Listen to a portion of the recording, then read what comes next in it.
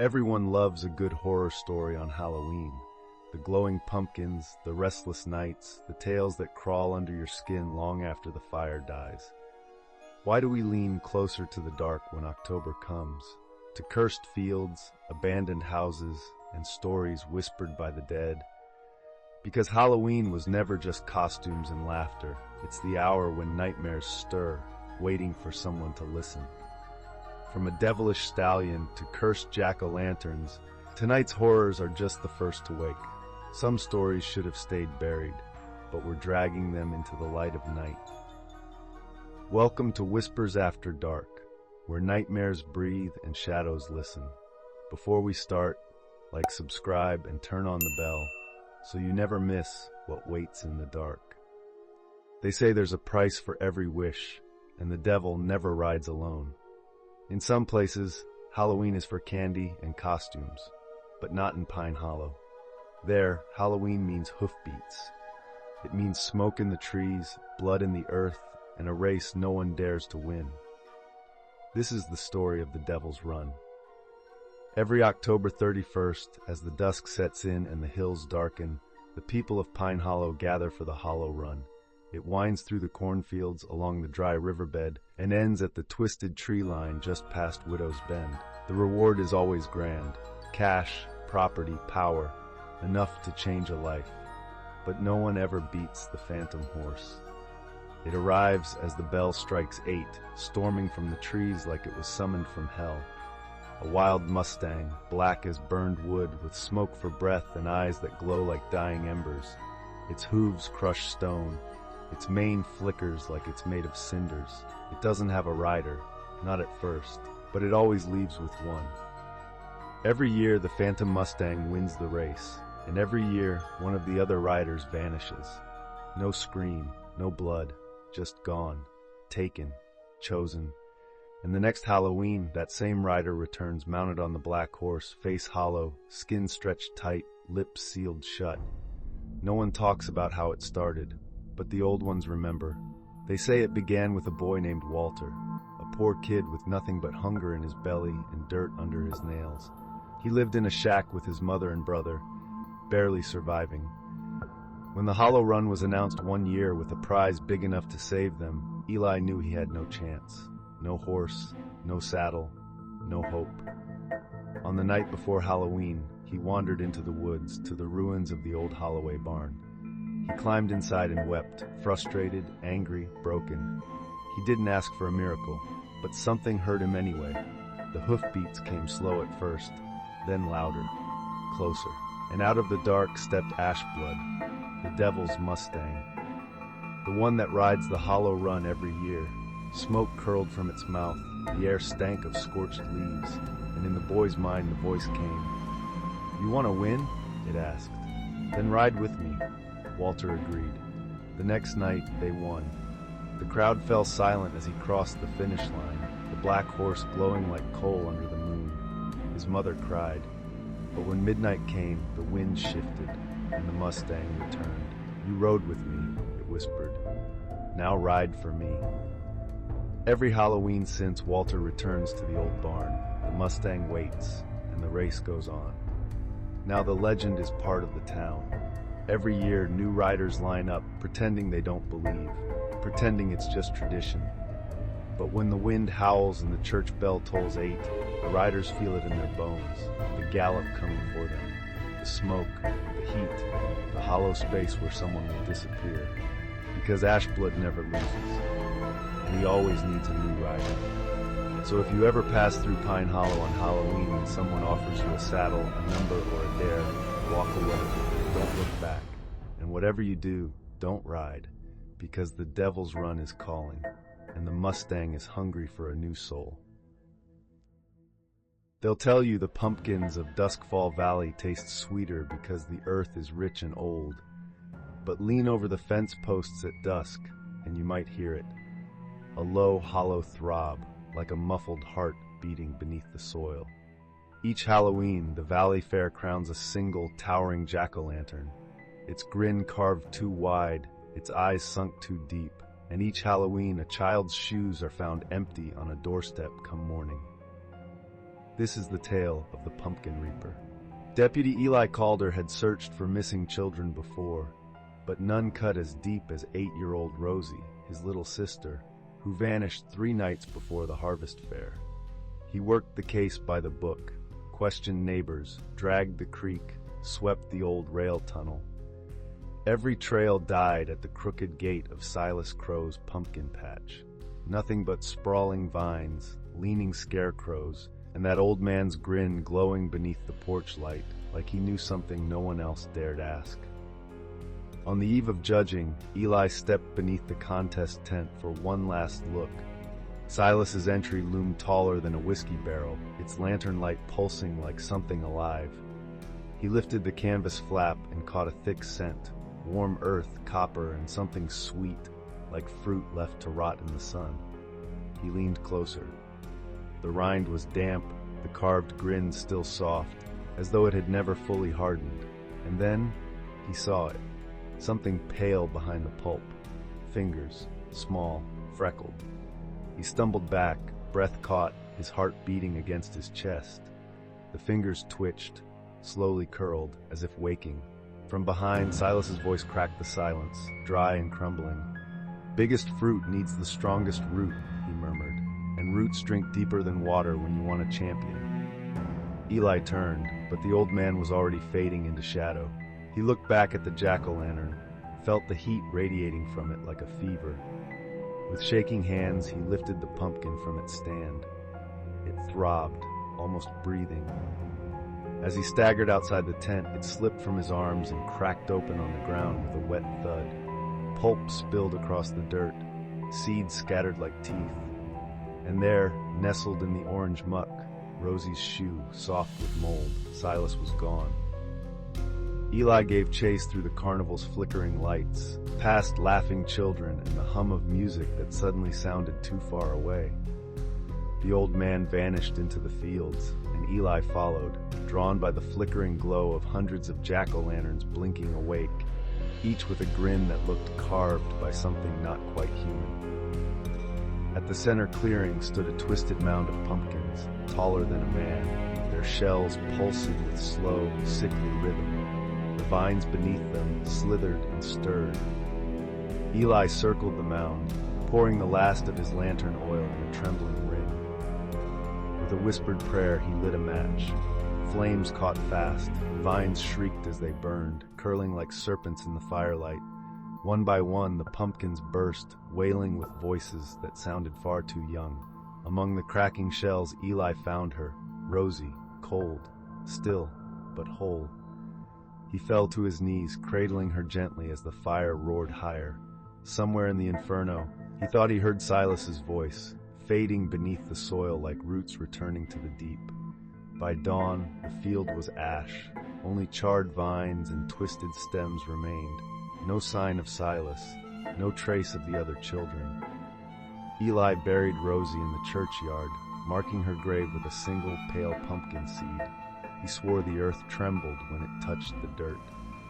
So if you find yourself in Duskfall Valley this Halloween, stay clear of the jack-o'-lantern contest. And if a pumpkin seems warm to the touch, if it feels like it's breathing, don't look inside. Some roots go too deep. Some old houses don't want tenants, they want victims. Every Halloween, a strange house appears out of nowhere, its porch light flickering like it's beckoning, its rooms for rent signs swinging in a wind that doesn't touch the trees. Locals say it's empty. But if you step inside, you'll never come out. Because some houses don't just creak and groan, they're hungry. And they only open their doors when they're ready to feed. And that's where our tale begins, with a mansion that blooms out of emptiness 3 nights before Halloween, perched alone on the highest rise outside town. Locals say there is bare earth one moment, and a house with creaking floorboards the next, with a crooked sign that reads, "Rooms for rent, no deposit, no questions." The first night it appeared, October 28th, a traveling salesman named Daryl wheeled his sputtering car up the hill, eager for a cheap bed. He knocked. The door unlocked itself. Daryl's hat and suitcase were later found outside, abandoned and forgotten.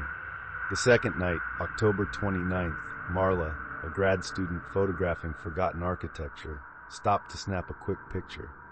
She noticed the placard read, "Rooms for rent, first night free." Needing content for her thesis, she crossed the threshold. Her camera was recovered on the front steps the next morning, the last frame showing an empty foyer and a hand beckoning at the top of the stairs. The third night, October 30th, Eugene, a retired miner, drove up to investigate rumors of trespassers on what he swore was his family's land. The board now promised hot meals, hot fireplace, its letters still wet as though freshly painted. Eugene entered, flashlight in hand. Only the flashlight returned. It was found a couple of days later in an empty field on the hood of his truck. By sundown on Halloween, the house had 3 new windows, gables that hadn't existed the day before. Faint silhouettes paced behind the glass, a man smoothing his tie, a woman adjusting a camera strap, an old miner tapping at a dark pane as though searching for daylight. When the clock struck midnight, a hush fell over the town, and the house on the hill well lit. The porch light flickered twice, then the house, its sign, and its fresh-cut lawn vanished, leaving nothing but scrub, wind-bent grass, and 3 empty vehicles belonging to the house's last victims. So if a house suddenly appears where there wasn't one yesterday, glowing porch light, fresh paint, and a key already waiting in the door, don't go inside. Rooms that cost nothing usually come at the highest price, and if you notice windows that weren't there the night before, it's already too late, because some houses only open their doors once a year, and they expect you to stay forever. There's something wrong about scarecrows. Maybe it's the way they stand too still, arms stretched wide, like they're waiting for something more than crows, or the way their burlap faces sag in the moonlight, stitched smiles hiding something you can't quite name. They don't breathe, they don't blink. But leave them long enough in the fields, and you'll swear they moved when you weren't looking. Old coats hang heavy on straw-filled frames, heads cocked at angles too human to ignore, and come morning, they're never facing the way you remember. People say they're harmless, just sentinels of the harvest. But the truth is, it isn't the crows that should be afraid. In late October, when the pumpkin vines rot black and the moon hangs sickly and bruised above the rows, keep your eyes on the scarecrows. Most stand stiff and silent, but some, so the elders warn, shift when backs are turned, straw joints creaking without wind, burlap faces twisting into new grins by the time you glance again. They gather near the fattest pumpkins, drawn to orange lanterns glowing like trapped suns, and every Halloween, they wait for the same thing, a soul to fill another suit of straw.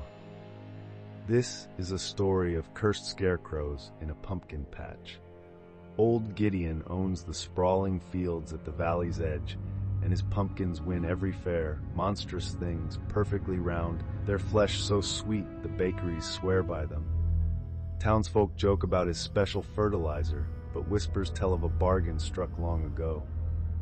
When drought withered his land, Gideon wandered the fields under a moonless sky and met the harvest man, a figure of husks and burlap, eyes hollow as rotted gourds, voice like rustling stalks.